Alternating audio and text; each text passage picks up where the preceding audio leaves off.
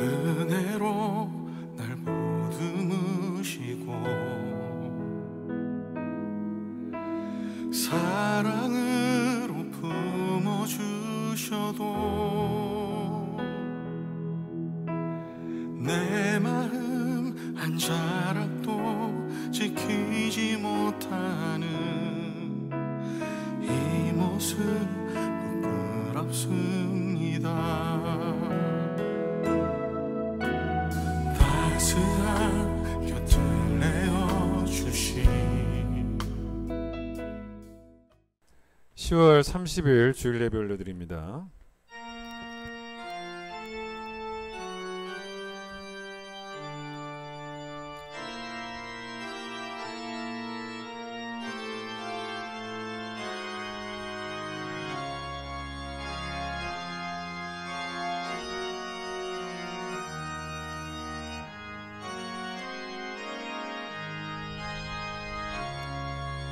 온 땅이여 여호와께 즐거운 찬송을 부를지어다. 기쁨으로 여호와를 섬기며 노래하면서 그 앞에 나아갈지어다. 감사함으로 그의 문에 들어가며 찬송함으로 그의 궁정에 들어가서 그에게 감사하며 그의 이름을 송축할지어다. 아멘.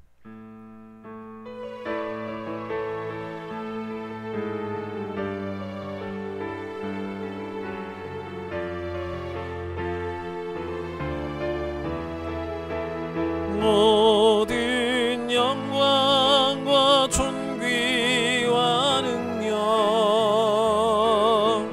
받으소서 받으소서. 영광과 존귀와 능력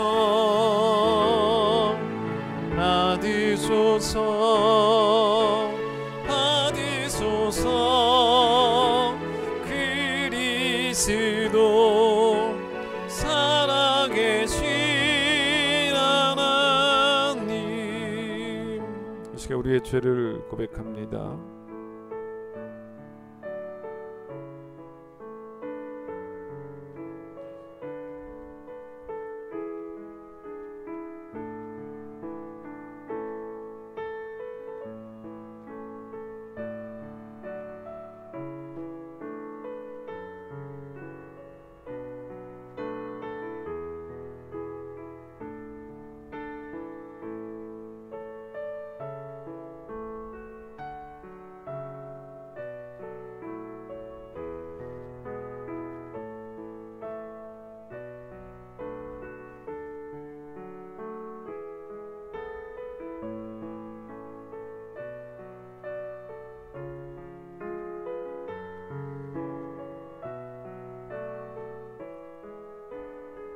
여호와는 긍휼이 많으시고 은혜로우시며 노하기를 더디하시고 인자하심이 풍부하시도다. 우리의 죄를 따라 우리를 처벌하지는 아니하시며 우리의 죄악을 따라 우리에게 그대로 갚지는 아니하셨으니 동이 서에서 먼 것 같이 우리의 죄가를 우리에게서 멀리 옮기셨느니라. 아멘. 신앙 고백합니다. 나는 전능하신 아버지 하나님 천지의 창조주를 믿습니다. 나는 그의 유일하신 아들 우리 주 예수 그리스도를 믿습니다. 그는 성령으로 잉태되어 동정녀 마리아에게서 나시고 본디오 빌라도에게 고난을 받아 십자가에 못 박혀 죽으시고 장사된 지 사흘 만에 죽은 자 가운데서 다시 살아나셨으며 하늘에 오르시어 전능하신 아버지 하나님 우편에 앉아 계시다가 거기로부터 살아있는 자와 죽은 자를 심판하러 오십니다. 나는 성령을 믿으며 거룩한 공교회와 성도의 교제와 죄를 용서받는 것과 몸의 부활과 영생을 믿습니다. 아멘. 484장입니다.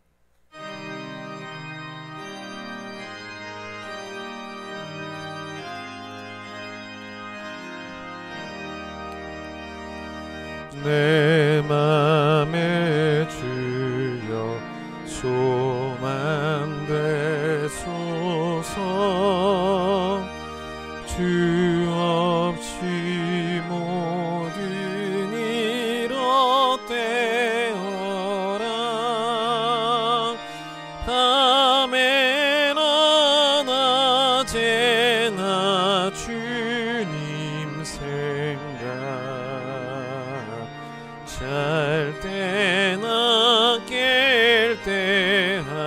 함께 하소서. 지혜의 주여 말씀으로써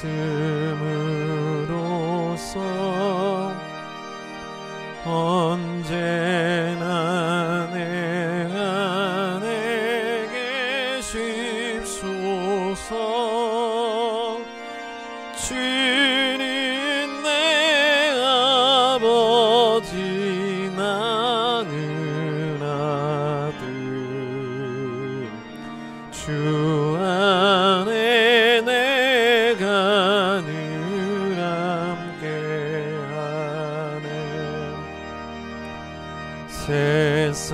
세상의 영광 난 보여도 언제나 주님은 나의 기억. 주님만 내 맘에 계시오니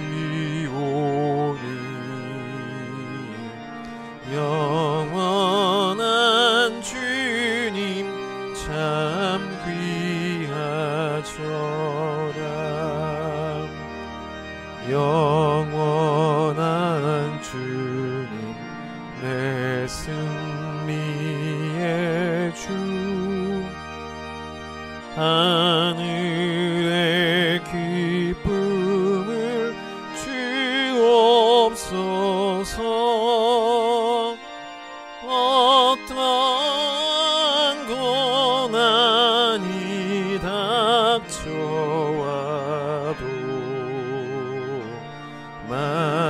만유의 주여 소망되소서.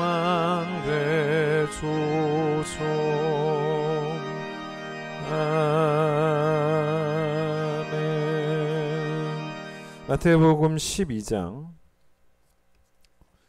마태복음 12장 33절로 35절. 마태복음 12장 33절로 35절 말씀을 제가 읽습니다. 나무도 좋고 열매도 좋다 하든지 나무도 좋지 않고 열매도 좋지 않다 하든지 하라. 그 열매로 나무를 아느니라. 독사의 자식들아, 너희는 악하니 어떻게 선한 말을 할 수 있느냐? 이는 마음에 가득한 것을 입으로 말함이라. 선한 사람은 그 쌓은 선에서 선한 것을 내고 악한 사람은 그 쌓은 악에서 악한 것을 내느니라. 오늘은 이수민 권사님 기도십니다. 기도드리겠습니다. 사랑의 하나님, 은혜를 감사드립니다. 지난 한 주간도 말씀으로 저희를 지켜주시고 거룩한 주일 하나님 앞에 예배드리게 하여 주심에 감사를 드립니다. 주님, 새해 첫 예배를 드린 게 엊그제 같은데 벌써 2022년도도 2달밖에 남지 않았습니다. 새해 첫날을 예배로 시작하며 말씀대로 살겠다고 다짐했던 결심들이 세상과 타협하고 나의 죄에 대해서는 관대해지며 주님을 모르는 세상 사람들처럼 살아왔던 순간들이 더 많았음을 고백합니다. 이 시간 용서하여 주시고 삶의 속도보다는 방향에 집중하여 육의 양식보다는 영의 양식을 위해 애쓰며 기도하며 간구하는 삶 살아내는 성도 될 수 있도록 주께서 은혜 내려 주옵소서.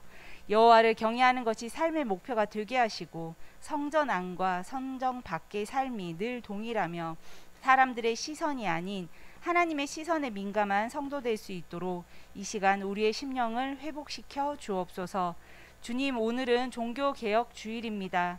오직 성경, 오직 은혜, 오직 믿음, 오직 예수, 오직 하나님께 영광이라고 외쳤던 그들처럼 우리 큰 기쁨의 성도님들도 다시 살아계신 하나님 앞에 나아가 진리의 말씀 위에 굳건한 반석의 집을 지어 주님의 귀한 가르침을 행하며 어떤 고난에도 복음을 부끄러워하지 않고 세상에서 복음을 담대히 증거하는 믿음의 일꾼 되게 하셔서 바울처럼 삶의 목표와 우선순위가 하나님 말씀이 되어 표대를 향하여 달려갈 길을 끝까지 달려가는 믿음의 완주자들 될 수 있도록 성령님 인도하여 주옵소서.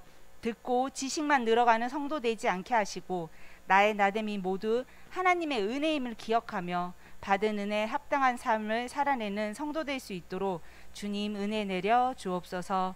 이 시간 선교사님들을 위해 기도드립니다. 매일매일의 삶 속에서 주님이 일하심을 볼 수 있도록 성령님 역사하여 주시고 주님께 간구하는 그 모든 것들이 주의 뜻에 합당하게 하여 주시며 매 순간 성령님의 인도하심을 경험하는 기쁨 누리게 하옵소서.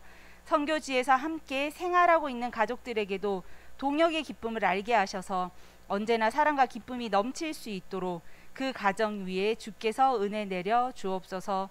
또한 저희 성도님들도 재정적인 후원뿐 아니라 기도의 동역자로서의 사명 잘 감당할 수 있도록 선교사님과 그 가정 위에 기도의 후원이 끊이지 않도록 중보의 마음 허락하여 주옵소서. 이 시간 환우들을 위해 기도드립니다. 아픈 몸으로 주님의 위로를 구하며 예배의 자리에 섰습니다. 이 시간 주께서 친히 찾아가 주셔서 위로하여 주시고 어떤 상황에서도 능력의 주께서 형통의 길로 인도해 주실 것을 믿으며 고난 가운데 주만 의지하며 나아갈 수 있도록 주님 동행하여 주옵소서. 조급함과 두려움으로 주님을 바라보지 못하여 실망하거나 낙심하지 않게 하여 주시고 가장 좋은 때에 주님의 방법으로 행하실 일들을 소망 중에 바라볼 수 있도록 굳건한 믿음 허락하여 주옵소서.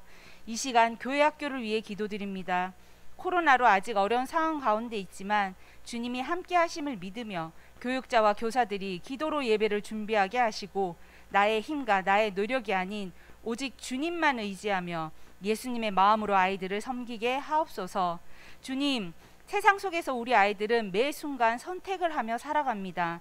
그 선택의 순간에 쉽고 편한 길, 또 내가 좋은 것, 나를 빛낼 수 있는 것들에만 마음이 빼앗기지 않도록 성령님 지혜를 주시고 주님의 뜻과 주님의 길을 바라볼 수 있는 믿음의 눈 허락하셔서 결과보다는 과정에 집중하며 올바른 방향으로 주님과 동행하는 기쁨 누릴 수 있도록 성령님 인도하여 주옵소서. 대신방 기간 중에 있습니다. 신방 받는 가정은 기도로 예배를 준비하게 하여 주시고 말씀 전하시는 목사님 그 가정에 꼭 필요한 말씀이 선포되어질 수 있도록 성령 충만하게 하여 주시며 신방 기간 동안 목사님과 사모님 육체적으로 피곤치 않도록 건강 지켜 주옵소서. 함께하는 구역자님들께도 은혜 내려주셔서 구역장의 직분을 주께서 주신 귀한 사명으로 받아 구역원들을 위한 중보의 기도가 끊이지 않도록 그 마음을 사랑으로 가득 채워 주옵소서. 이제 말씀을 듣습니다. 말씀 전하시는 목사님 영육간의 강건함 허락하여 주시고 귀한 말씀 선포되어질 때 성령님 함께 하셔서 전하는 자나 듣는 자 모두에게 귀한 은혜의 시간 되게 하옵소서. 예배를 위해 봉사한 손길들이 있습니다. 봉사의 모습이 드러나듯 드러나지 않듯 그 열정 식지 않게 하여 주시고 선왕 천지기의 마음으로 맡은 직분 끝까지 잘 감당하게 하옵소서. 감사합니다. 사랑합니다. 모든 영광 받으시기에 합당하신 예수님의 이름으로 기도드렸습니다. 아멘.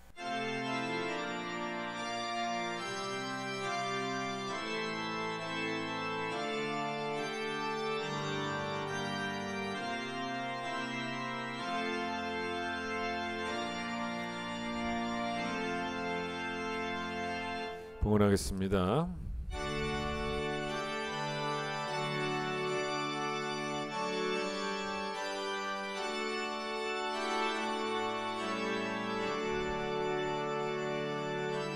내게 있는 모든 것을 아낌없이 드리네.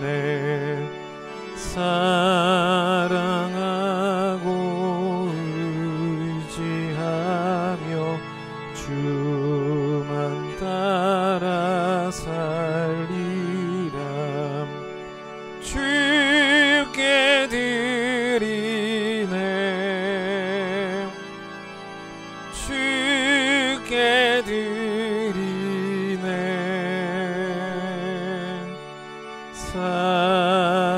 사랑하는 그 주 앞에 모두 드리네.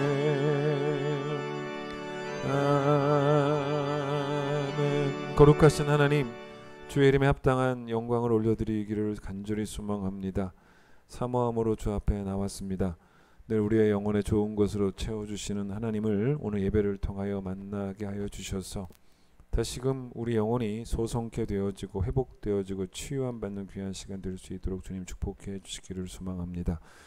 우리 인생의 우선순위가 늘 예배가 되게 하여 주시고 또 하나님이 되게 하여 주시고 또 교회 중심으로 살아가는 삶이 되어줄 수 있도록 축복해 주시기를 소망합니다. 세상에 보냄받은 자로서 세상의 빛과 소금 되어야 하오니 우리의 신분을 숨기거나 또 감추는 자 없게 하여 주시고 입을 열어 예수 그리스도의 복음을 선포하고 또 삶으로 그 복음에 합당한 삶을 살아 우리의 삶이 복음을 선전하는 삶이 되어줄 수 있도록 축복해 주시고 어떤 성도도 세상 가운데서 복음의 영광과 주 영광 가리우는 자 없도록 하나님 축복하여 주시옵소서. 오늘 온라인으로 정성스럽게 하나님께 예물을 드린 손길들이 있습니다. 하나님 기억하여 주시고 은혜 나리워 주시기를 소망하며 예수님 이름으로 기도드립니다.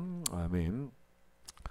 예, 오늘은 종교개혁주일입니다. 종교개혁주일은 개신교가 시작된 것을 기념하는 구교인 카톨릭에 대해서 개혁을 해서 지금 현재 우리가 믿고 있는 이 개신교가 탄생한 날을 또 기억하는 주일입니다. 화요일 내일 모레죠. 오전 9시에 우리 어르신들 가을 여행 다녀옵니다. 한 분도 빠지지 마시고 65세 이상 되신 분들 교회로 모여 주시면 되겠습니다. 찬양하겠습니다.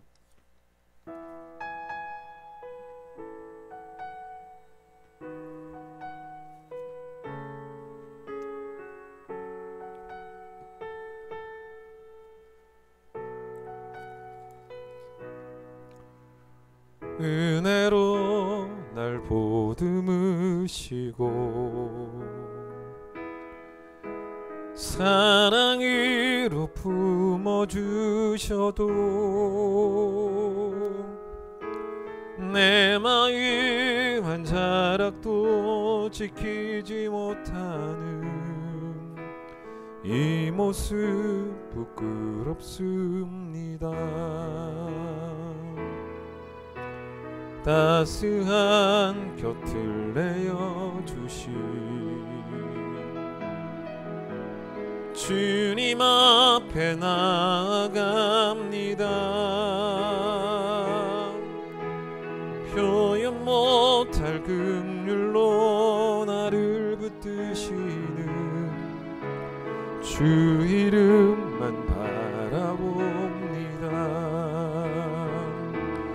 매일 마주한 슬픔을 견뎌나가며 주 예수의 마음을 닮아가네. 두려운 걸음마다 주가 동행하니 주지하며 오늘을 걷네. 주의 신실한 소망을 깊이 담으며 주 예수의 풍요를 채워가네.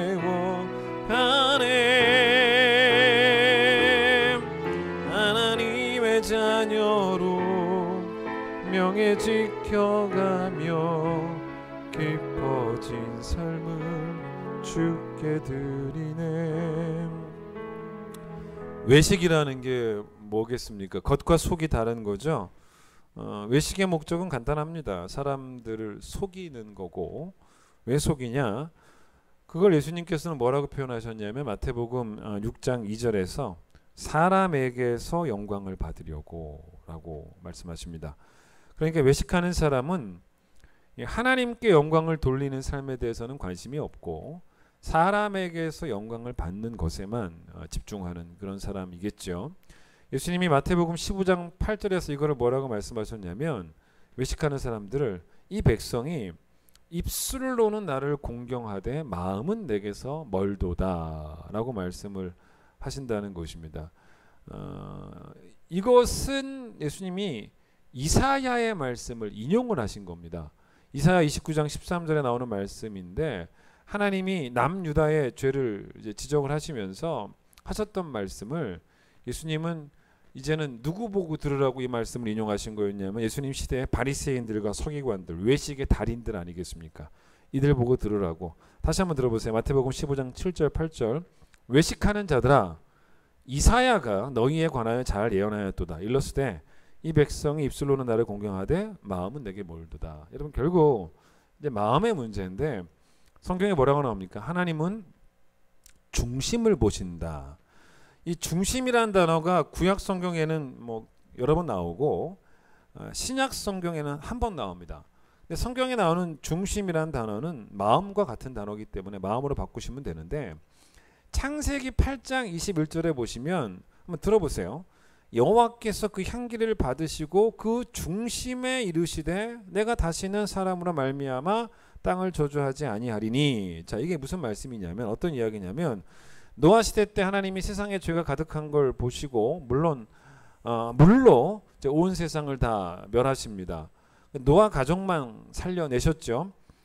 그리고 나서 홍수가 다 끝나고 난 다음에 다시 이제 노아가 방주에서 나와서 땅에 발을 디디고 가족과 함께 나왔죠. 노아가 가장 먼저 했던 일이 뭐였냐면 하나님께 제단을 쌓습니다. 번제를 드려요.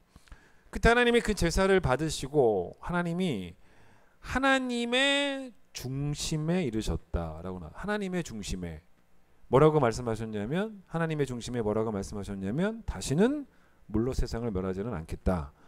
중심에 이르셨다. 무슨 말이겠습니까? 쉬운 성경에는 뭐라고 나오냐면 하나님이 마음으로 다짐하셨다는 거죠.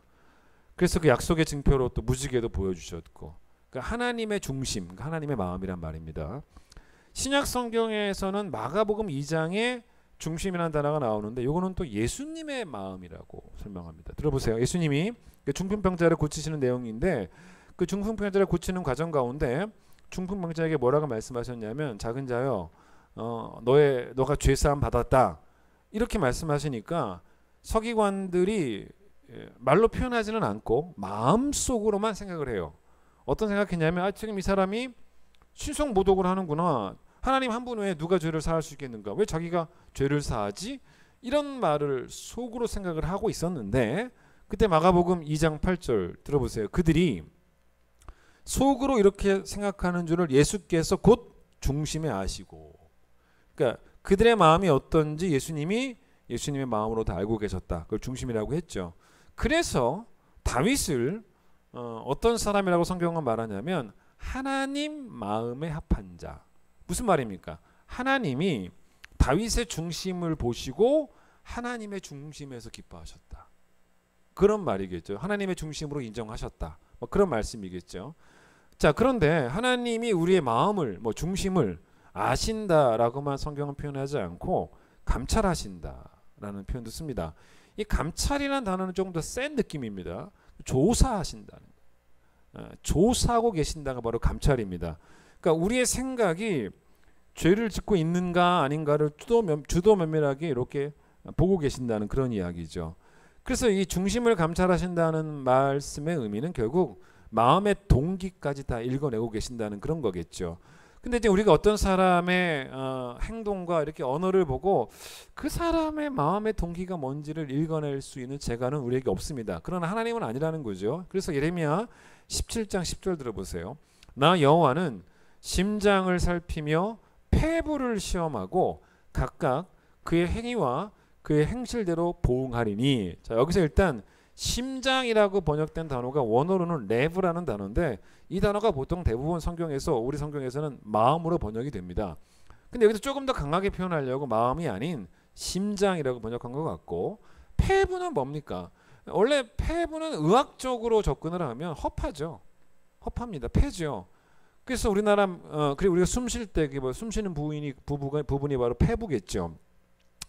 근데 우리나라 말에서도요, 폐부라는 말이 마음 깊은 곳이라는 의미로 잘 쓰입니다. 그래서 어떤 말을 가슴에 새겼다라는 말도 폐부에 새긴다라는 말을 쓰기도 하고요. 또 내게 어떤 사람이 깊은 감동을 줘요. 깊은 감동을 주면 그거를 어떻게도 표현하냐면 폐부를 찌른다라는 말도 우리 표현에 있지 않습니까? 예를 들어서 여러분 오늘 설교가 폐부를 찌르며 다가온다. 그러면 마음속에 큰 감동이 되었다. 그런 의미겠죠. 오늘 그렇게 되기를, 폐부를 찌르기를 저는 바라고 있습니다. 그런데 예레미야 17장 10절에서 여호와는 심장을 살피고 폐부를 시험하는데 그 다음 보시면 그러니까 이 다음 표현이 맞아요. 각각 그의 행위와 그의 행실대로 보응을 한다는 것입니다. 왜요? 살피고 시험하니까. 맞죠? 이게 무슨 말이냐? 조사하신다는 거잖아요. 그러니까 쉽게 생각해 보십시오. 어떤 사람이 죄를 지어가지고 경찰서에 끌려왔습니다. 철저하게 경찰들이 죄를 조사하겠죠. 왜 조사합니까? 조사하는 이유가 있어요. 죄를 찾아내서 죄에 합당한 벌을 내리려고 조사를 하는 거죠. 그러니까 이 말씀은 그런 말씀입니다.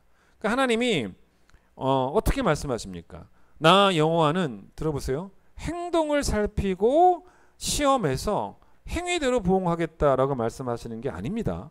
뭐 그것도 틀린 말은 아니지만 더 앞서가는 거예요. 더 깊이 들어가는 겁니다. 나 여호와는 심장과 폐부를 살펴서잖아요. 행위만 살피시는 게 아니고 심장과 폐부를 살펴서 그 행위대로 보응하시겠다. 그러니까 악한 생각은 제가 했지만 행동으로 옮기지 않았습니다라는 변명은 세상 법정에서 다 통해요. 그러나 하나님의 법정에서는 그게 통하지 않기 때문에 자 그러면 여러분 예수 믿고 구원받은 사람은 결국 다 어떤 사람이냐면 마음속에 성령님을 모신 사람이 되지 않습니까? 성령이 내 겉사람에 계신 게 아닙니다. 내 속사람 가운데 계신다고 말하는데 그 성령이 내 마음의 생각을 다 아신다는 거죠. 그러니까 우리가 얼마나 악한 사람이냐면 우리 가운데 많은 분들이 어떤 생각을 합니까? 성령이 아시든 말든입니다. 성령이 아시는 게 얼마나 이게 위험한 건데 성령이 아신다는 건 내가 나쁜 생각하고 있다는 것은 되게 위험한 거 아니겠습니까? 근데 성령이 아시든 말든 나는 뭐 생각하고 싶은 대로 생각하겠다 이러고 있으니까 쉬운 예를 한번 들어보면 집에 손님이 옵니다. 그러면 어떻습니까? 당연히 손님을 의식을 하죠. 웬만한 사람이라면 다 그렇습니다. 여러 가지로 손님이 계시면 행동도 조심하고 말도 조심하게 됩니다. 그러나 내 마음에 성령님을 모셔놓고서는 내 마음대로 생각을 한다는 것은 성령님을 전혀 신경을 안 쓰는 거죠. 전혀 의식을 안 하는 겁니다. 여러분 어떻게 성령님이 우리 집에 초대받은 손님보다 못할 수 있겠냐는 거죠. 집에 여러분 손님이 온다고 하면 뭐부터 합니까? 청소부터 합니다. 지금 여러분 대신방 기간인데 제가 여러분 집에 가면 집들이 대부분 다 깨끗하십니다. 물론 원래 깨끗한 집도 있을 것이고 또 저 같은 사람이 신방을 가도 여러분 열심히 청소를 하시는데 그게 여러분들 생각에는 뭐겠습니까? 집을 찾아오는 분에 대한 예의다라고 생각하시는 거 아니겠습니까? 여러분이 저희 집에 와도 전 청소합니다. 그런데 목사에 대한 예의보다 훨씬 더 중요한 예의가 성령님에 대한 예의잖아요. 그게 바로 성령님께 합당하게 행하는 것인데 지난주일 설교를 하면 우리 안에 모신 성령님을 거룩하게 해드리는 것, 거룩하게 대접해드리는 것인데 자 오늘 설교는 뭐냐면요. 지난 주일 설교 2편입니다. 제가 2주 전에 지난주 말고 전주에 시편 147편 말씀을 가지고 우리를 다스리시고 뭐 통치하시고 별들의 수를 세아리시고 뭐 이런 얘기하면서 하나님께 일평생 우리가 예배해야 된다라는 설교를 지난 2주 전에 시편 147편을 가지고 했는데 제가 이 설교에 대한 2편 설교는 다음 주에 합니다. 다음 주엔 제가 시편 104편, 105편을 가지고 2주 전 설교 2편을 제가 준비를 하고 있어요. 근데 오늘 설교는 지난주 설교 2편입니다. 자, 지난주에는 우리 안에 모신 성령님을, 주님을, 뭐 하나님을 거룩해 하려면 공개적인 신앙 고백을 해야 된다는 거였습니다. 세상 사람들 들으라는 목적이에요. 들으라는 목적으로 말로 신앙을 표현해야 되고 세상 사람들 보라는 목적이에요. 보라는 목적으로 행동으로 신앙을 표현해야 된다는 것이 지난주 설교였는데 그런데 이렇게 여러분 겉으로 드러나는 담대함은 내면이 악하거나 내면이 약하면 불가능합니다. 그래서 오늘 설교는 2탄으로 이제 마음의 성결로 이제 들어가는 겁니다. 우리가 부른 찬양, 우리가 오늘 설교 전에 부른 찬양 제목이 뭐냐면요. 깊어진 삶을 주께라는 찬양입니다. 즉 이게 뭐냐면 행동의 깊이는 마음의 깊이로부터 출발이 꼭 돼야 된다는 겁니다. 그래서 이 가사 끝에 뭐라고 나옵니까? 하나님의 자녀로서 명예를 지킨다는 것이 지난 주일 설교라면 세상 사람들 보란 듯이 복음에 합당하게 살아간다라는 의미도 있지만 뭐 말도 하고 행동도 하고 그러나 여러분 이 가사를 잘 보시면 또 어떤 것도 있냐면 하나님의 자녀라 명예를 지키는 것에 대해서 뭐라고 말하냐면 내 마음 한 자락도 지키지 못하는, 내가 부끄럽다는 것입니다. 그래서 내가 주 예수의 행동을 닮아가네 라고 말하지 않았고 주 예수의 마음을 닮아가네. 그러니 여러분 세상 사람들 보란 듯이 하나님의 자녀로서의 명예를 지키는 것도 중요하겠지만 하나님 보시란 듯이, 이거예요. 오늘 설교는 내 마음의 성결을 지켜나가는 것이 그것도 결국 하나님의 자녀로서의 명예를 지켜가는 것이라고 보시면 된다는 것입니다. 자, 워낙 유명한 말씀인데 이 말씀을 조금 설명을 드리겠습니다. 잠언 4장 23절에 이런 말씀 나오죠. 모든 지킬 만한 것 중에 더욱 너의 마음을 지켜라. 생명의 근원이 이에서 남이라. 조금 어려운 감이 있습니다. 근데 제가 오늘 설명을 잘 드릴게요. 저는 일단 이 말씀을 어떻게 해도 우선 해석을 하고 싶냐면 여러분이 이해하는 바가 뭡니까? 모든 지킬 만한 것 중에 더욱 내 마음을 지켜라. 이 말이 무슨 말이겠습니까? 우리가 건강도 지키면 좋고 뭐 재물도 지키면 좋겠지만 사실은 건강을 지키는 것이 우리 마음대로 잘 안 됩니다. 재산을 지키는 것도 우리 마음대로 잘 안 될 수 있습니다. 그러니까 하면 된다가 아니라 해도 안 될 수가 있어요. 그런데 마음을 지키는 것은 할 수 있다. 그 얘기를 하고 있는 거죠. 즉, 이 건강과 재물에 대한 어떤 나의 지배력을 내가 잃어버릴 수는 있지만 진짜 여러분 진짜 애쓰고 노력하면 마음에 대한 지배력은 가질 수 있다는 겁니다. 대표적인 경우가 바로 누구냐면 욥이에요. 잘 보세요. 욥은요 3중고를 당합니다. 3중고잖아요. 첫 번째 재산을 잃죠. 두 번째 자신의 건강을 잃습니다. 더 미치는 것은 세 번째 자식까지 잃어요. 욥이 이런 모든 것들을 잃고 싶었겠습니까? 아니죠. 당연히 지키고 싶었겠죠. 근데 지킬 길이 없는 거예요. 왜? 하나님이 걷어가시니까. 막을 길이 없었던 거죠. 그런데 다 뺏겨도 욥이 뺏기자는 게 뭐였냐면 하나님이 뺏을 수 없었던 게 하나 있었어요. 하나님이 재산, 건강, 자식 다 뺏어 가셨지 않습니까? 근데 하나님이 뺏을 수 없는 게 뭐였냐면 그의 마음의 생각의 정결함이었다는 거죠. 그걸 지켜내더라는 겁니다. 마음은 지켜냈다는 것입니다. 그의 마음속에 악한 생각이 깃들지 않도록 그 마음에 대한 지배력을 장악하고 있더라는 것입니다. 자, 이런 거죠. 새 옷을 참 차려입고 기분 좋게 외출을 나갔는데 뭐 하루 살다가 이래저래 막 옷이 더럽혀진다거나 아니면 막 옷이 찢어진다거나 그러면 여러분 집에 돌아올 때 새 옷인데 얼마나 더럽혀진 옷 때문에 상한 옷 때문에 정말 속상하지 않겠습니까? 뭐 게다가 또 비싼 옷이었다면 더 그럴 것이고 조금 다른 이야기인데 제가 저희 아내를 어디서 만났냐면 그 명성교회에서 만났습니다. 명일동에 있는 명성교회가 저의 첫 사역지였습니다. 신대원 2학년 때부터 제가 사역을 시작을 했는데 그때 저희 아내가 명성교회 청년이었어요. 그래서 결국 제가 이제 거기서 만나서 결혼을 하게 됐는데 근데 이제 명성교회 제가 들어갔을 때 2학년 때 같이 들어간 그 신대원 동기들이 있었습니다. 저까지 포함해서 4명이었습니다. 근데 이분들이 제가 결혼할 수 있도록 옆에서 아주 많이 도와줬던 이제 그런 분들인데 제가 이제 저희 이제 아내한테 그때 전화를 해서 처음으로 뭐 데이트 아닌 데이트죠. 어쨌든 만나자고 했으니까 신청을 한 적이 있었습니다. 사귈 때는 아니었고 뭐 내일 뭐 꽃이나 좀 보러 갈까 그랬더니 만나 주겠다는 거예요. 그렇죠? 너무 좋지 않습니까? 근데 제가 이렇게 전화를 해서 약속을 잡은 날이 주일 저녁이었단 말입니다. 그러니까 월요일 날 쉬니까 내일 좀 만나자 이렇게 얘기를 한 거죠. 그때 제가 그 전화를 했을 때 그 동기 목사님들 같이 있었어요. 그래서 제가 너무 좋았죠. 근데 이제 그 중에 한 분 전도사님이 형님인데 의정부에 사는 분이 계셨는데 그 형님이 거기 그쪽 근처에 가면 좋은 수목원이 있으니까 내일 거기 가서 데이트를 해라 이렇게 제안을 하는 거예요. 그래서 그분이 뭐라 하냐면 이참에 다 같이 이 밤에 한번 가보자 거기를 답사를 가자는 거예요. 제가 정확히 그 수목원 이름이 정확히 기억은 안 나는데 아마 광릉수목원이었던 것 같아요. 지금은 국립수목원으로 포천인가 어딘가 있는 뭐 그런 것인 것 같은데 하여튼 그래서 제가 운전을 하고 제 차에 넷이 다 탔어요. 명성교회가 명일동에 있는데 그 밤에 거의 포천까지 이 데이트 장소를 미리 이제 가본 거죠. 그럼 주일 저녁이 엄청 피곤해요. 사역 끝나고 얼마나 피곤합니까? 그런데 내일을 위해서 가는 거라면 하나도 안 피곤하죠. 그리고 이제 나머지 동기 전도사님들도 마치 저를 장가 보내야 된다는 사명을 가지고 자기 일처럼 막 도와주는 거죠. 그래서 이제 답사를 그날 밤에 갔다 왔어요. 그리고 이제 월요일 날 저희 아내를 만나서 마치 그 길을 제가 원래 잘 아는 것처럼 운전을 멋있게 해서 딱 수목원에 갔는데 어떤 일이 벌어졌냐면 월요일은 쉽니다.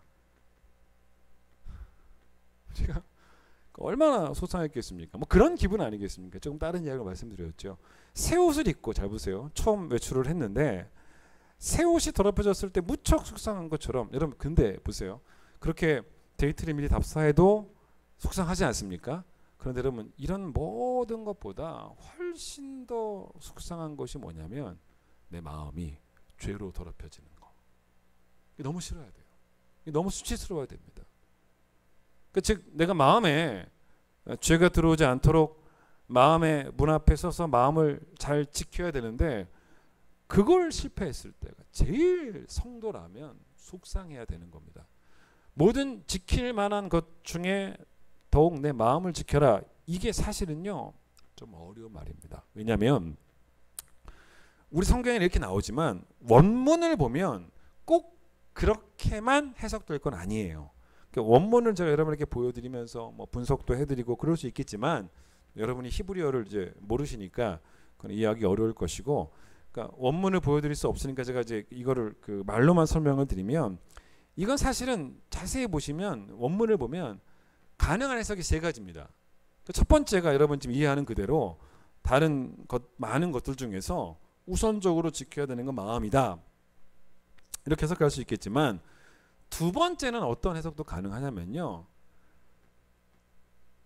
지켜야 할 모든 것으로, 그러니까 모든 것으로부터 너의 마음을 지켜라.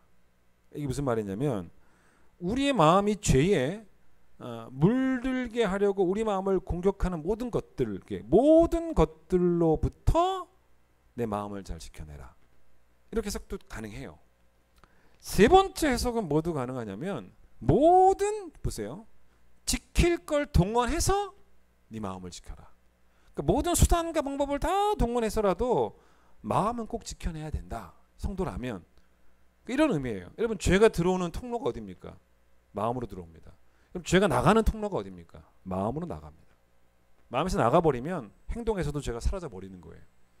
그러니까 여러분 성도의 가장 급선무는 마음이 들어오는 통로를, 그러니까 죄가 들어오는 통로를 막는 것, 빨리 내보내는 것. 이걸 위해서 마음이 죄로 더럽혀지지 않도록 진짜 수단과 방법을 다 동원해서. 근데 여러분 좀 그 다음 편이 또 어려워요. 생명의 근원이 이에서 남이라. 제가 오늘 설교 제목으로 잡았는데 이게 좀 어렵습니다.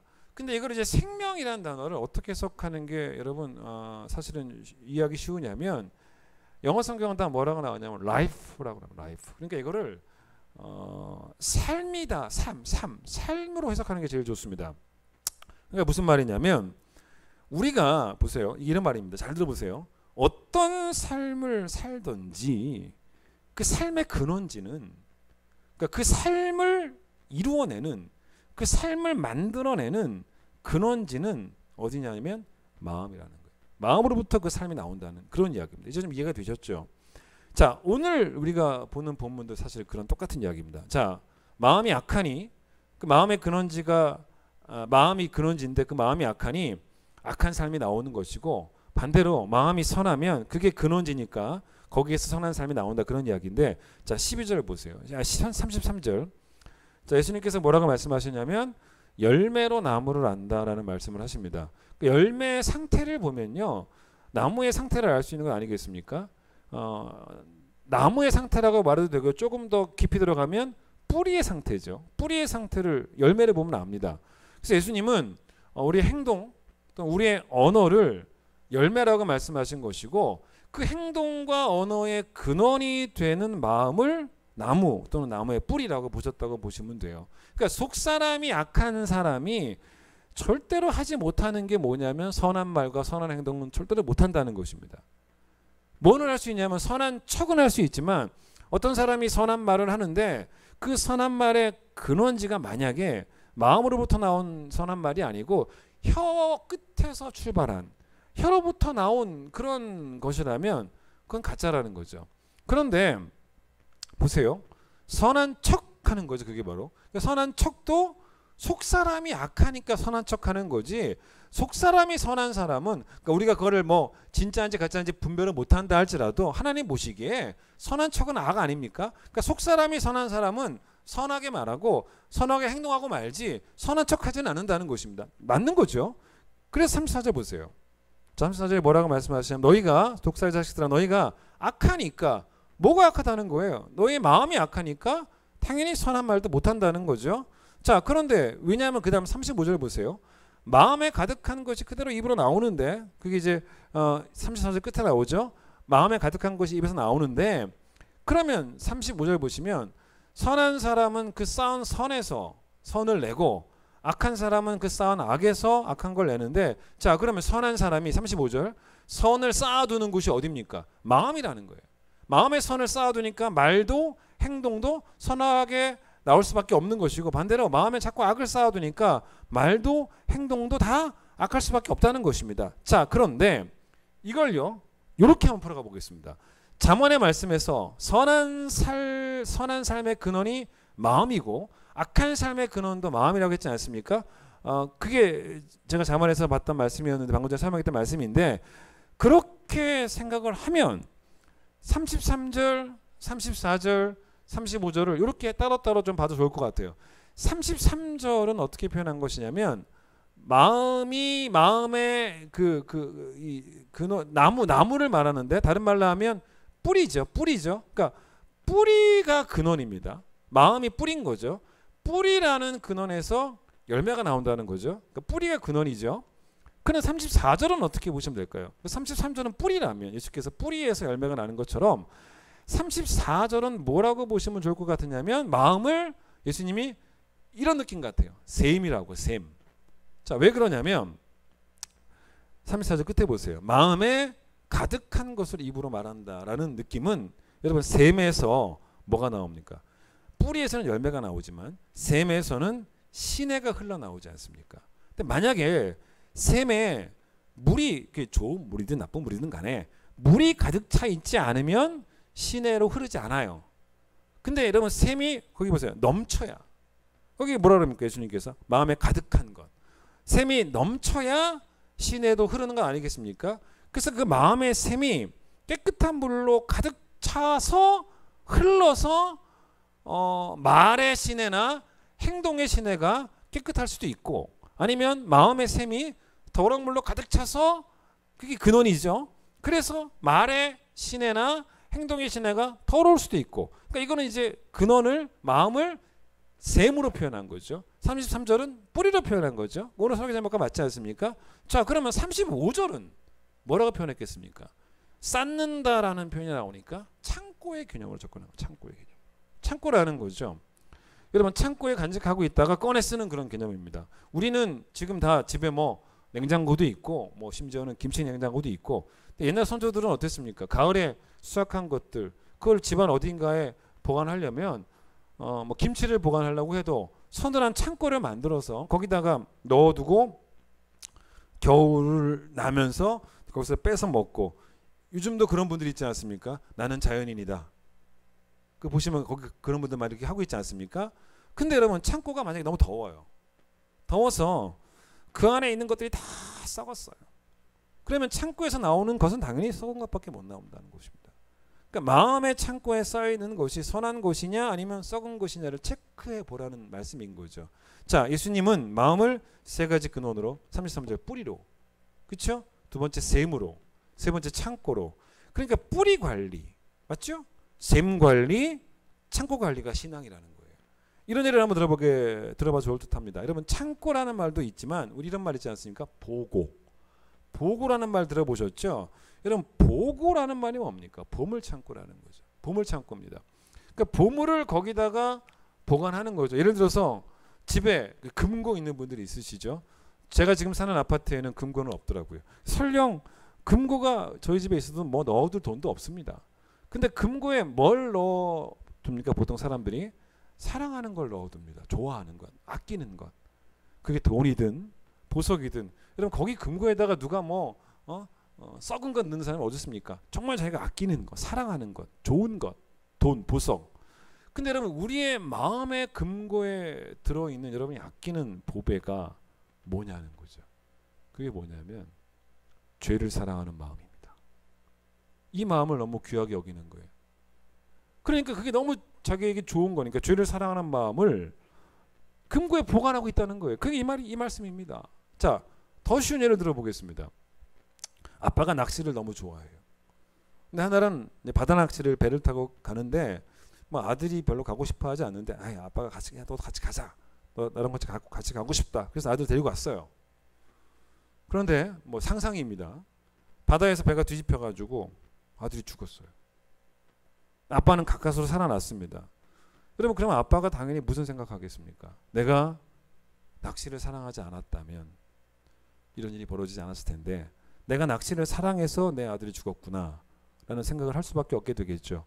만약 이런 일이 벌어진다면요, 아빠는 평생 낚시 안 합니다. 낚시를 사랑하는 마음을 아주 쉽게 너무 쉽게 버릴 수가 있습니다. 여러분 똑같이 적용시켜 보겠습니다. 우리 마음속에 있는 죄에 대한 사랑 때문에 예수께서 십자가에 죽으셨습니다. 예수님은 우리의 마음의 죄 때문에 죽으신 거죠. 여러분 예수님 우리의 행동의 죄 때문으로만 죽으신 건 아닙니다. 자, 아담과 하와의 죄가 원죄라 그러는데 아담과 하와가 선악과를 먹지만 않았어도 우리에게는 원죄가 없었을 텐데가 아닙니다. 뱀이 하나님처럼 된다라고 아담과 하와를 유혹했을 때 그들의 마음속에 이 죄에 대한 사랑이 생기고 관심이 생긴 것만으로 이미 원죄가 출발한 거예요. 여러분 그렇다면 지금 당장 우리가 해야 될 일이 바로 뭐냐면 여러분 마음의 창고를 여셔야 돼요. 거기에 꽁꽁 숨겨두었던 죄를 사랑하는 마음들을 마음의 창고에서 전부 다 치워버리셔야 됩니다. 십자가에 나 때문에 달려 죽으신 예수님 생각하신다면요, 왜 생각조차도 내 마음대로 못하느냐? 그런 말 할 수가 없어요. 내 안에 모신 성령님 생각하면요, 왜 내가 생각도 마음대로 못하냐? 절대 말 못합니다. 보통 동물에게 고삐를 채우고 재갈을 물리고 하는 이유는 통제를 하기 위함 아니겠습니까? 마찬가지로 여러분 성령 충만한 사람은 내 마음을 제어하고 통제하는 일의 전문가이기 때문에 제발 여러분 악한 영으로 충만해지지 마시고 성령의 사람이라면 성령으로 충만해져서 마음의 고삐를 채우고 재갈을 물리셔서 내 생각의 길을 삐뚤어지지 않고 올곧은 길로 만들어내는 일에 꼭 성공을 하셔야 된다는 것입니다. 제가 오늘 설교는 조금 특별한 결론으로 마무리를 하려고 하는데 이 아까 제가 말씀드린 게 뭐냐면 마음과 생각을 지키기 위해서라면 수단과 방법을 다 동원해서라도 지켜야 된다. 그게 중요한 거니까 라고 말씀을 드렸는데 그 수단과 방법 중에 하나만 제가 소개를 하고 마치려고 해요. 그게 바로 뭐냐면 개인 예배입니다. 여러분에게 영적인 그리스도인가가 있는가를 체크하셔야 돼요. 영적인 영혼의 그리스도인가가 없다면 마음을 지키는 게 쉽지 않습니다. 자, 열왕기상 17장을 잠깐 보겠습니다. 요걸 좀 얘기를 짧게 하고 오늘 설교를 마치게 하겠습니다. 열왕기상 17장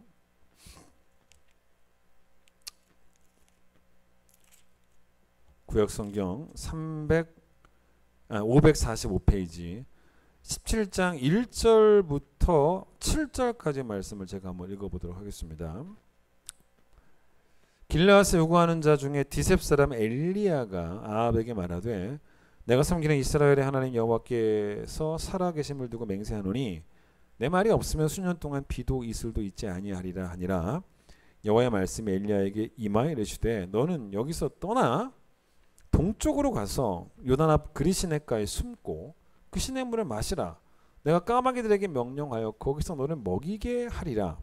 그가 여호와의 말씀과 같이 하여 곧 가서 요단 앞 그리시네가에 머물매 까마귀들이 아침에도 떡과 고기를 저녁에도 떡과 고기를 가져왔고 그가 시냇물을 마셨으나 땅에 비가 내리지 아니하므로 얼마 후에 그 시내가 마르니라. 자, 여러분 잘 보세요. 조금 요거를 설명드리고 마치겠습니다. 1절 보시면 여러분 이 열왕기상 17장은요 엘리야가 처음 등장하는 장면입니다. 그래서 여러분 소개하지 않습니까? 1절 길르앗에 요구하는 자 중에 디셉 사람 엘리야가 있었다. 엘리야를 제일 처음 소개하는 본문이에요. 그런데 이 엘리야가 1절 보시면 너무 기운차요. 아주 능력 있어 보이고 자신만만해 보이고, 왜냐하면 하나님 계시니까, 내게 하나님 계시니까. 그래서 아합 왕을 상대합니다. 엘리야의 이름 뜻 자체가 뭐냐면 나의 하나님은 여호와시다 뜻이기 때문에 이름도 너무 멋지지 않습니까? 그래서 엘리야가 1절을 보시면 그 시대 악한 왕이었던 아합 왕 앞에 서서 뭐라고 말하는 거냐면 하나님이 북이스라엘을 심판하실 것이다 라고 예언을 한 거예요. 왜냐하면 북이스라엘에 막 너무 우상 숭배가, 바알을 섬기고, 그래서 엘리야가 아합을 찾아가서 하나님이 그 벌로 3년 반 동안 가뭄이 들게 하실 것이라는 예언을 한 겁니다. 내가 기도하면 가뭄 시작되고 또 기도하면 가뭄 끝나고, 뭐 그런 말을 한 거예요. 이게요, 단지 그 벌로서의 의미는 아니었고, 벌도 물론 있지만 이들이 섬겼던 우상 바알이 있지 않습니까? 하나님 백성들이 바알을 섬겨요. 그러니까 이 바알과의 승부에서 이기시는 하나님, 비를 내리고 비를 멈추고, 그것도 3년 6개월이나 그런 능력이 하나님에게는 있지 바알은 아무런 능력이 없다. 여러분 여기 나중에 18장 보시면 엘리야가 바알 선지자와 싸우지 않습니까? 제단에 불을 붙이는 능력이 바알에게는 없지 않습니까? 하나님에게만 있고. 그런 식인 거예요. 근데 비를 내리고 또 다시 안 내리고 이런 것들도 다 하나님께 있다는 거죠. 여러분 그래서 나중에 한번 읽어보세요. 나중에 야고보서, 신약 성경 야고보서 5장 17절 18절에 기도에 관한 이야기를 하면서 뭐라고 나오냐면 엘리야는 우리와 성정이 같은 사람이었지만 그가 비가 오지 않기를 간절히 기도하니까 3년 6개월 동안 또 비가 오지 않았고, 다시 기도하니까 하늘이 비를 주고 땅이 열매를 맺었다. 그 말씀이 나오는데 그 말씀이 이 본문을 갖고 하는 말이에요. 그 엘리야입니다. 그런데 제가 이걸 보면서 볼 때마다 좀 놀라운 게, 왜냐하면 엘리야 이런 당당한 활약상이 17장에 1절 딱 한 절로만 짧게 일단은 1절로 너무 짧게 기록이 되어 있다는 것입니다. 일단은 좀 더 길어도 될 것을 한 절로 딱 설명해 버리고 난 다음에 곧바로 뭐가 나오냐면 하나님이 엘리야에게 나타나셔서 그리 시내가에 가서 숨어라. 그게 2절로 7절까지 나온다. 그러니까 17장 1절부터 7절까지에서 1절 한 절만 짧게 기록되어지고 나머지는 그리스도가에 숨는 이야기가 나온다는 것입니다. 저는 볼 때마다 왜 이렇게 1절을 이렇게 앞에 이런 당당한 걸 짧게 묘사했을까 좀 고민이 됐는데, 근데 가만 고민을 해보니 1절처럼 계속 성공하려면 한 번만 이기면 안 되지 않습니까? 1절처럼 계속 성공하려면 2절부터 7절까지도 계속 성공을 해야 된다는 거죠. 그러니까 그리시네가에서의 성공이 없다면 아합 왕 앞에서의 성공 이런 건 당연히 있을 수가 없다는 것입니다. 자, 물론 하나님이 엘리야에게 그리시네가에 숨으시라고 한 우선적인 이유는 이거예요. 아합이 자꾸 죽이겠다고 하니까 일단 숨으라는 거예요. 일단 그겁니다. 그게 전부가 아니에요. 그건 되게 소극적 의미죠. 근데 소극적 의미만 있는 게 아니라 여기에는 적극적인 의미가 있습니다. 하나님은 이 그리시네가를 엘리야의 훈련 장소로 삼으신 겁니다. 거기서 하나님은 엘리야를 어떻게 합니까? 고기를 어떻게 가져다 줍니까? 하나님은 거기에서 엘리야에게 까마귀를 보내셔서 엘리야를 먹이십니다. 까마귀가 아침과 저녁에 떡과 고기를 가져다 주고 물은 그 시냇물을 마시는 거예요. 그래서 엘리야가 거기서 뭘 한 거냐면요, 이런 거죠. 사실은 굳이 이게 맞는 표현인지 모르겠지만 쉬는 훈련을 받은 거예요. 쉬는 훈련. 제가 여러분 쉬는 훈련이라는 게 왜 그러냐면 이게 정말 중요한 겁니다. 그러니까 여러분 늘 이 승승장구하는 사람들이 있지 않습니까? 뭐든지 잘하는 사람. 엘리야도 뭐 충분히 그런 거죠. 지금 뭐 아합 왕 앞에 가서 그 담대하게 선포하고 있고. 여러분 근데 늘 승승장구하는 사람이 아주 위험한 게 뭐냐면 뭐든지 자기가 잘나서 그런 줄 알지 않겠습니까? 엘리야도 마찬가지입니다. 엘리야가 하나님이 엘리야의 기도를 사용하셨잖아요. 엘리야의 기도를 사용하셔서 비를 멈추기도 하시고 또 비를 내리기도 하시는데 그건 엘리야의 기도의 능력이 있어서가 아니라 하나님의 능력이 있는 것이지. 근데 엘리야가 제가 기도하니까 뭐 비가 안 내리고 기도하니까 또 비가 내리고 막 이러니까 엘리야는 자기가 마치 되게 대단한 기도의 사람인 것처럼 착각을 할 수 있습니다. 그러니 엘리야에게 하나님이 지금 쉬는 훈련을 시키시는 거죠. 아무것도 하지 말라는 거예요. 네가 쉬어도 난 널 먹인다는 거예요. 그걸 보여주심으로써 네 힘이 아닌 하나님의 힘으로 하라는 것을. 여러분 이거는 그런 이야기 성경에 많은 것 같아요. 예를 들어서 하나님 모세를 보세요. 참 재미난 게 이런 거예요. 모세를 하나님이 80에 부르십니다. 노인 때 불러요. 근데 여러분 모세의 인생이 40세까지는 애굽의 왕자였지 않습니까? 80세까지는 광야에 있었고 120살까지는 이제 이스라엘 백성을 데리고 나와서 40년 광야 생활하는 게 나오는데 그 40부터 80이 훈련 기간이었단 말입니다. 근데 하나님께서 모세를 부르실 때가 80세였단 말이에요. 힘이 없을 때였죠. 근데 여러분 모세가 힘이 있었던 40대 때 그때 모세의 호칭이 뭐였냐면 왕자였습니다. 애굽의 왕자였습니다. 그게 그래봐야 그 이름밖에 없어요. 근데 80세가 되었을 때 성경은 드디어 모세의 이름을 뭐라고 바꾸냐면 하나님의 사람으로 바뀝니다. 애굽의 왕자가 하나님의 사람이 되는 훈련을 40년 동안 하신 거죠. 그때 그게 뭐였냐면 80세 때 여러분 만약에 하나님이 40세 때 모세를 만나셨다면요. 모세가 뭐 해라 그러면 나 못해요 안 했을걸요. 할 수 있습니다라고 했을 겁니다. 근데 80에 만나니까 모세가 계속 뭐라는 거예요. 저 못합니다. 제가 어떻게 하겠습니까? 그렇게 말하죠. 그렇게 만들어 가신 거예요. 사실은 따지고 보면. 근데 여러분 40세 때 모세가 했던 일이 뭡니까? 그래봐야 그냥 뭐 자기 손으로 몇 명밖에 못 죽였어요. 애굽의 사람도 죽이고 도망 나오지 않았습니까? 근데 80세 때 자기가 아무것도 할 수 없다라는 걸 인정하고 쉬고 싶을 때 일종의 쉬는 훈련이었죠. 못하니까. 그때 하나님께서 그에게 주셨던 말씀이 뭐냐면 네가 하는 게 아니다. 날 의지해라. 그래서 하나님의 사람이 되어서 애굽에 들어가가지고 엄청난 사람들을 끌고 나오지 않습니까? 그런 이야기예요. 그러니까 일단은 이 훈련이 이 엘리야에게 주던 훈련이 일단은 그런 훈련이라는 것입니다. 근데 저는 오늘 그 얘기하고 싶은 게 아니고 그런데 그리스나가가 그런 의미도 있었지만 두 번째 보세요. 3절 보세요. 3절에 너는 여기서 떠나 동쪽으로 가서 유다납 그리시네가에 숨어라라고 말씀하시는데 여기가 어디겠습니까? 아마도 북이스라엘 왕궁이 있는 사마리아였겠죠. 사마리아는 늘 사람들이 많은 북적이는 곳이에요. 하나님이 거기를 떠나라는 거예요. 떠나서 원어에는 뭐라고 나오냐면 자 보세요. 3절 너는 사마리아를 떠나서 홀로라고 있어요. 홀로 동쪽으로 가라. 아무도 데리고 가지 말고 혼자 가라. 혼자 가라는 것입니다.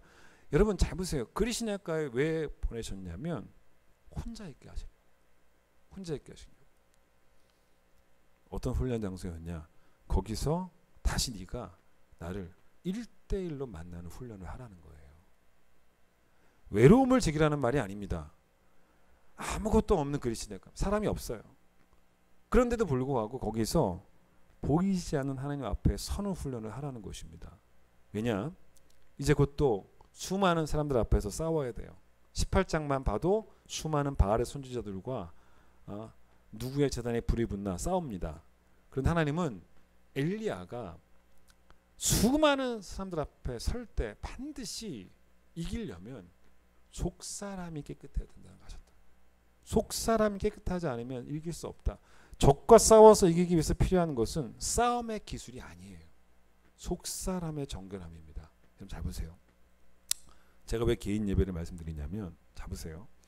주일에 한 번 교회 나오는 게 일주일에 딱 한 번 나와서 1시간 예배 드리는 것이 여러분의 삶의 예배 가운데 전부라면 그런 사람은 속사람 관리가 제대로 될 수가 없습니다.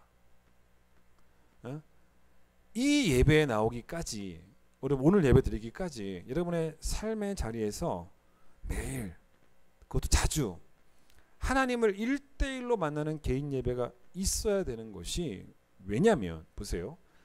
함께 드리는 예배에서는요. 충분히 몸 따로 마음 따로일 수 있어요. 하나님 앞에 마음으로는 서지 않아요. 몸은 여기 있습니다. 마음으로는 안 서요.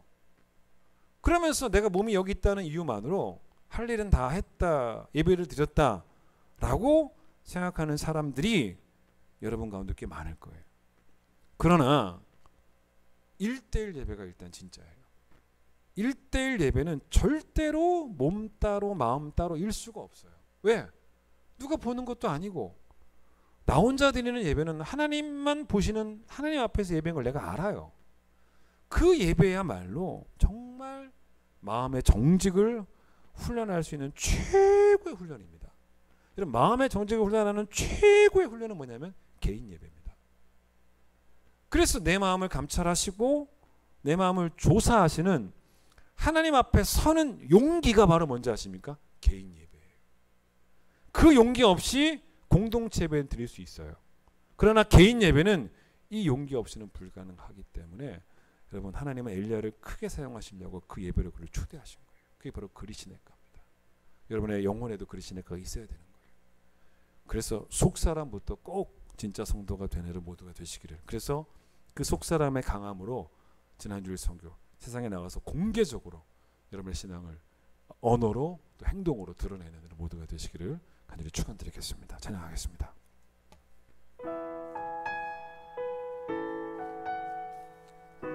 하나님, 내 마음의 생각도 못 지킵니다. 불쌍히 여겨주셔서 내가 마음의 생각을 잘 지킬 수 있도록 주 예수의 마음을 닮아갈 수 있도록 도와주소서. 은혜로 날 보듬으시고 사랑으로 품어주셔도 내 마음 한 자락도 지키지 못하는 이 모습 부끄럽습니다. 따스한 곁을 내어주신 주님 앞에 나아갑니다. 내 마음을 지켜주소서.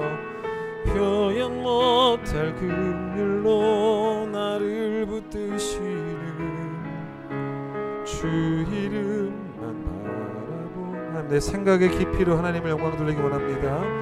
매일 마주한 슬픔을 견뎌나가며 주 예수의 마음을 닮아가네. 두려운 걸음마다 주가 동행하니 주지하며 오늘을 건네. 주의 신실한 소망을 깊이 담으며 주 예수의 풍요를 채워가네.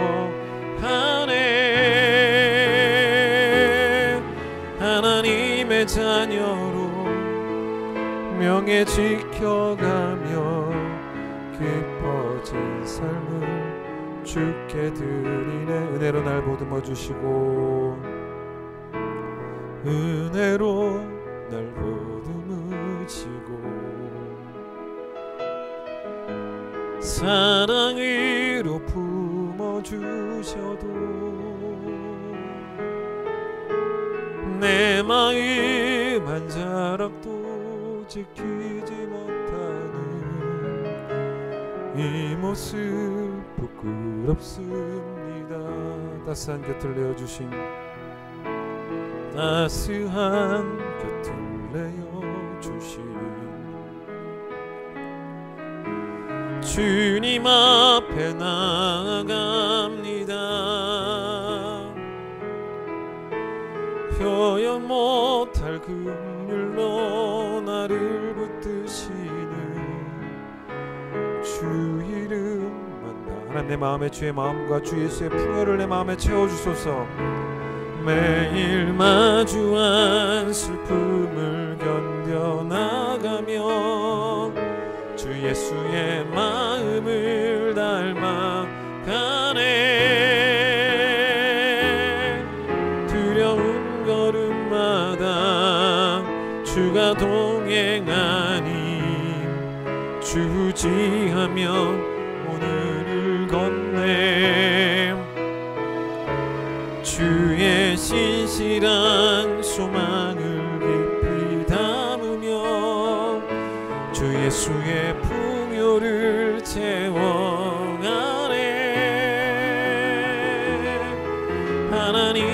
자녀로 명예 지켜가며 깊어진 삶을 주께 드리네. 하나님의 자녀로의 명예를 꼭 지켜내기를 원합니다. 무엇보다 죄가 마음을 통하여 들어오고 마음으로 또 죄가 나가기 때문에 우리가 우리의 마음을 잘 지켜낼 수 있는 성도들이 되어지기를 간절히 소망합니다. 우리의 마음이 뿌리입니다. 우리의 마음이 샘이고 또 우리의 마음이 창고이기에 샘 관리, 뿌리 관리, 창고 관리 잘 하여서 열매가, 시내가 또 우리 삶에서 보여지는 모든 언어와 삶들이 하나님 보시기에 아름다운 결과들이 되어질 수 있도록 우리를 축복하여 주시기를 간절히 소망합니다. 이 삶에 성공하려면 물론 성령님을 의지해야 되고 도우심을 구해야겠지만 특별히 우리의 개인 예배가 꼭 성공하기를 원합니다. 하나님 앞에서 1대1로 서본 적이 없는 사람이 어떻게 마음의 생각을 지켜낼 수가 있겠습니까?